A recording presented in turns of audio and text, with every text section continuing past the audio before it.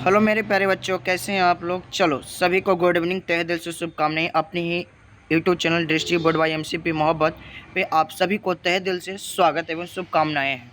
चलिए, आप लोग बहुत दिन से वेट कर रहे थे कि हम मेडिकल लाइन में जाएं, रिजल्ट कब आएगा, 12th का 10th का कब रिजल्ट आएगा। तो इसके लिए मैं आपके मोहब्बत भैया आपके लिए पूरी जानकारी लेकर आया है। रिजल्ट कब तक आने वाले, कब से वेरिफिकेशन होने वाले हैं, हम लोग रिजल्ट का वेट करेंगे, वेरिफिकेशन हो या नहीं।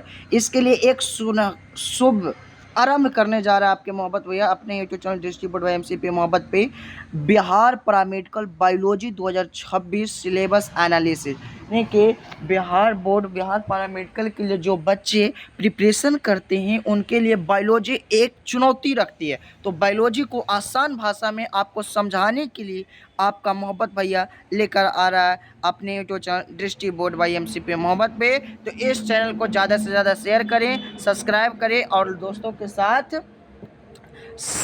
ताकि नोटिफिकेशन आप तक सबसे पहले पहुंचे। तो चलिए, बिहार पैरामेडिकल, इससे पहले हम जानते हैं 10th का रिजल्ट कब आने वाले हैं। तो 10th का जो रिजल्ट आएगा एक्सट्रीमली सॉरी मेरे प्यारे बच्चों, थोड़ी सी गले खिसखिसाहट, गले थोड़ी सी ख़राब है, इसलिए एक्सट्रीमली सॉरी।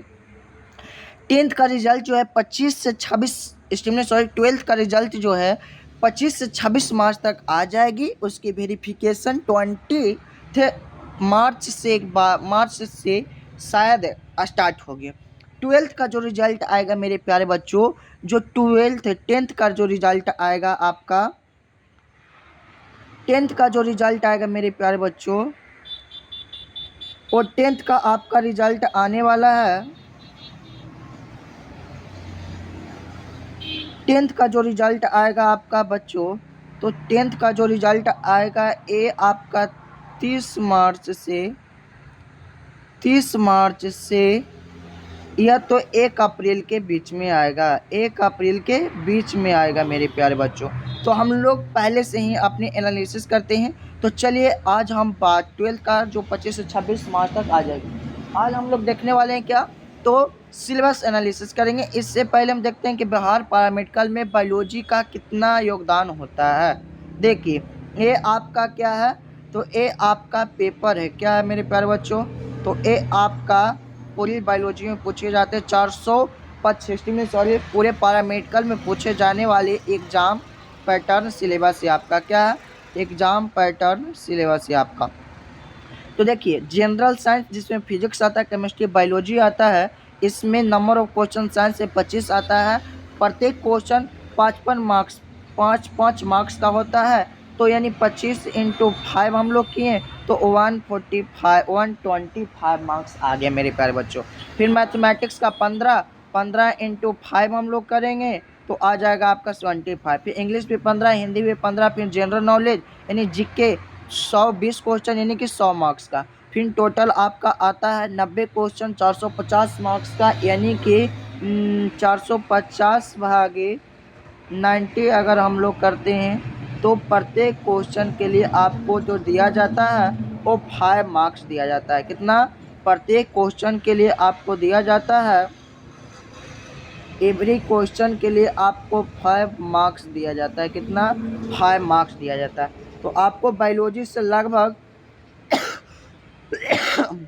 प्रश्न जो आ जाता है 40 to 50% आ जाता है, यानी कि 35 से हम लोग 45% के बायोलॉजी के सेक्टर को, सेगमेंट को लेकर चलेंगे। चलिए, इसका सिलेबस क्या हम लोग समझते हैं, क्या हम लोग समझेंगे। सिलेबस एनालिसिस बाय एमसीपी मोहब्बत के थ्रू आप हम लोग समझिएगा क्या, तो सिलेबस समझते हैं सिलेबस क्या क्या है। तो सिलेबस इसमें मेरे प्यारे बच्चों क्या क्या है जो देख लीजिए। इसमें जो सिलेबस है आपका यहीं पे है, diversity in the living world, जीव जगत में विविधता, क्या है, जीव जगत में विविधता। दूसरा है structural organization in animals and plants, पौधों और जंतुओं में संरचनात्मक संगठन। अगला है सेल स्ट्रक्चर एंड फंक्शन, कोशिका की संरचना और कार्य। फिर है प्लांट फिजियोलॉजी, पादप शरीर क्रिया विज्ञान, क्या, पादप शरीर क्रिया विज्ञान। ह्यूमन फिजियोलॉजी, सेक्सुअल रिप्रोडक्शन, मानव शरीर क्रिया विज्ञान, लैंगिक प्रजनन। अगला है जेनेटिक्स एंड एवोल्यूशन, अनुवांशिकी और विकास। फिर है बायोलॉजी एंड ह्यूमन वेलफेयर, जीव विज्ञान और मानव कल्याण। अगला है बायोटेक्नोलॉजी एंड इट्स एप्लीकेशन, जैव प्रौद्योगिकी और इसके अनुप्रयोग। फिर अगला है इकोलॉजी एंड एनवायरनमेंट, पारिस्थितिकी और पर्यावरण। ये आपका क्या सिलेबस है। इतना ही बायोलॉजी में हम लोग कवर करते हैं para बिहार पैरामेडिकल के लिए। तो हम लोगों का सिलेबस में मुख्य रूप से सब प्रश्न जो आता है आपका सॉरी पैरामेडिकल में 90 क्वेश्चन सब MCQ होता है, लेकिन स्टेटमेंट बेस होता है। आपको कन्फ्यूजन करेगा, अगर आप नहीं पढ़ पाए तो आपसे इंटरेस्ट एग्जाम में नहीं निकलेगा। तो हम लोग समझ गए सिलेबस ये है बायोलॉजी का, बिहार पैरामेडिकल बायोलॉजी सिलेबस। तो ये सब सिलेबस हम लोग को क्या पढ़ना है। ये आपका क्या है टेरेन एनालिसिस है सब्जेक्ट का, कि कौन कौन सा सब्जेक्ट क्या क्या पूछा जाता है। तो फिर से आपका स्वागत है MCP मोहब्बत यूट्यूब चैनल पे। आपके मोहब्बत पे तहे दिल से शुभकामनाएं बधाई देता है कि आज इस वीडियो को ज़्यादा से ज़्यादा शेयर कीजिए। फिर मिलते हैं अगले नए चैप्टर के साथ। हम लोग मिलेंगे diversity in the living world, जीव जगत में विविधता लेकर आएंगे पहला चैप्टर, और पूरी बारीकी से हम लोग ख़त्म करेंगे। तो आज के लिए इतने ही, फिर मिलते हैं अगले क्लास में। तो सभी को गुड इवनिंग, सभी को शाम के प्रणाम।